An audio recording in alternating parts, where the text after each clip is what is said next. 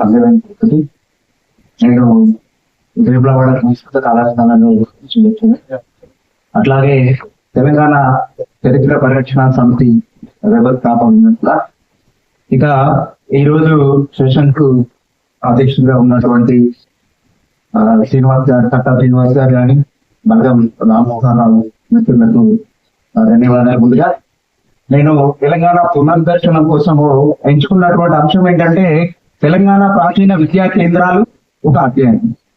తెలంగాణ రాష్ట్రం ఆవిర్భావం తర్వాత ఎన్నో శతాబ్దాలుగా మరుగుపడిపోయినటువంటి కవులను, కావ్యాలను, శాసనాలను మనం వెలికి తీస్తున్నాం. సో అదే క్రమంలో మరి ఈ నేల పైన వేలాది మందికి విద్యా బుద్ధులు చెప్పినటువంటి ప్రాచీన విద్యా కేంద్రాలపై ఎందుకు దృష్టి పెట్టద్దు అనే కోణంలో నేను ఈ టాపిక్ ఎంచుకున్నాను.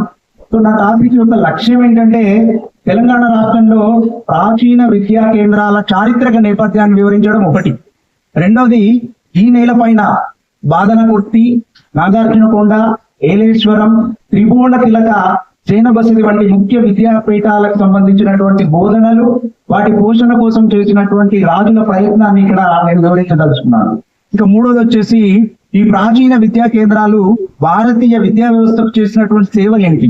సో ఇది మూడోది. ఇక నాలుగోది ఏంటంటే మరుగున పడినటువంటి తెలంగాణ విద్యా చరిత్రను మరింత పరిశోధన చేయాల్సినటువంటి అవసరం ఉంది అనేది నేను ప్రతిపాదించడం జరిగింది. సో ముందుగా మనము భారతదేశాన్ని ప్రాచీన కాలం నుంచి కూడా జ్ఞాన భూమి అంటాము. సో సాధారణ శకానికి పూర్వమే మనకు నలంద, విక్రమశిల, వల్లభి ఇలాంటి అనేకమైనటువంటి ప్రపంచ ప్రఖ్యాతిగాంచినటువంటి విశ్వవిద్యాలయాలు మనకు తెలుసు. సో ఈ విశ్వవిద్యాలయాల్లో భారతీయులే కాదు, భారతదేశం బయట నుంచి వచ్చిన వాళ్ళు కూడా చదువుకున్నారు, చాలా పేరు ప్రఖ్యాతులు కూడా పొందారు. మరి అట్లాంటి విద్యాలయాలలో వేదాలు, వేదాంగాలు, ఖగోళము, తర్కము ఇవన్నీ కూడా బోధించబడతాయి. సో ఇదే క్రమంలో తెలంగాణలో కూడా కొనసాగింది అనేది మనకు నిజానికి ఆశ్చర్యం వేస్తుంది, కానీ కొనసాగింది. సో దీనికోసం నేను ఏం చేశానంటే మరి ముఖ్యంగా ప్రాచీనమైనటువంటి బాదనకుర్తి, తర్వాత నాగార్జునకొండ, తర్వాత ఏలేశ్వరం, తర్వాత త్రిభువన తిలక, జైన బసది, సో ఈ 4 విద్యా కేంద్రాలను నా పరిశోధన అంశంగా నేను ఎంచుకోవడం జరిగింది. సో ముందుగా మనం బాదనకుర్తి విద్యా కేంద్రం గురించి మాట్లాడితే దీని గురించి ప్రఖ్యాత బౌద్ధ గ్రంథమైనటువంటి సుత్తనిపాతంలో సుత్తనిపాతంలో కవితావనం అనే ద్వీపము మనకు పేర్కోబడింది. ఇది ఇప్పుడు ప్రస్తుతం నిర్మల్ జిల్లా ఖానాపూర్ మండలంలో ఉంది. సో అటు జగిత్యాలకు, ఇటు నిర్మల్కు మధ్యలో ఈ ద్వీపం అనేది ఉంది. సో దీన్ని చరిత్రకారులు బాదనకుర్తిగా చెప్పడం జరిగింది. కవితావనం అంటే వెలగ తోట అని చెప్పేసి కూడా దానికి మన సంగనమటి నరసయ్య గాని, లేకపోతే నాకు రాజారాం సింగ్ గాని, సో ఇంతకు ముందు బిఎన్ శాస్త్రి లాంటి వాళ్ళు కూడా పరిశోధన చేసి దాన్ని తేల్చడం అనేది జరిగింది. అయితే ఈ బాదనకుర్తిలో పావరి అనే ఒక బ్రాహ్మణ పండితుడు ఇక్కడ నివసించేవాడు. అతడు 3 వేదాలలో కూడా నిష్ణార్థుడు, తర్వాత ఇతిహాసాలలో కూడా మంచి పట్టున్నటువంటి వాడు. ఆయన దాదాపు 500 మంది విద్యార్థులకు అతడు బోధన చేసినట్టుగా మనం గ్రహించాడు. సో ఈ క్రమంలో అతడు బుద్ధుడికి సమకాలీనుడు. సో తన వయస్సు రీత్యా బుద్ధుడు చేసేటువంటి అంశాలను తెలుసుకోవడానికి 16 మంది శిష్యులను మరి ఇక్కడ మనకు వైశాలిలో జరిగేటువంటి సమావేశానికి పంపడం జరుగుతుంది. సో వాళ్ళు వచ్చిన తర్వాత బుద్ధుడికి ఈయన అడుగుతాడు. బుద్ధుడిని అడగడానికి పంపిన కొన్ని ప్రశ్నలు ఉన్నాయి. ఆ ప్రశ్నల సమాధానం అనేది మరి సంతృప్తి చెందిన తర్వాత ఇతడు కూడా బౌద్ధ మతంలోకి మారడం అనేది జరిగింది. సో అంటే నేను అనేది ఏంటంటే బాదనకుర్తి అనేది మనకు సుత్తనిపాతం. సో సుత్తనిపాతం అంటే మనకు త్రిపింటకాలకు సంబంధించినటువంటి వ్యాఖ్యాన గ్రంథం. అప్పుడు దాదాపు క్రీస్తు పూర్వం 500కు అటు ఇటుగా ఇది రావడం అనేది మనం చూడొచ్చు.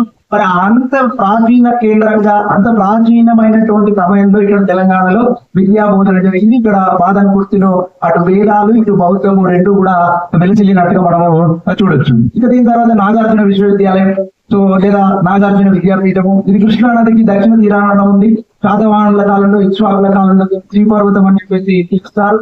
అయితే ప్రఖ్యాత బౌద్ధ తత్వవేత్త, 2వ బుద్ధుడిగా పిలువబడినటువంటి నాగార్జున పేరుగా ఈ నాగార్జున విద్యాపీఠంగా మారింది అనేది మన అందరికీ తెలిసిన విషయమే.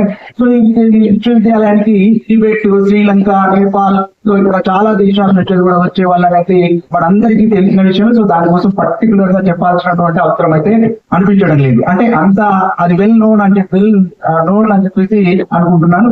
ఇక దీని తర్వాత ఇదే కృష్ణా నదితో మనకు ఏలేశ్వరం.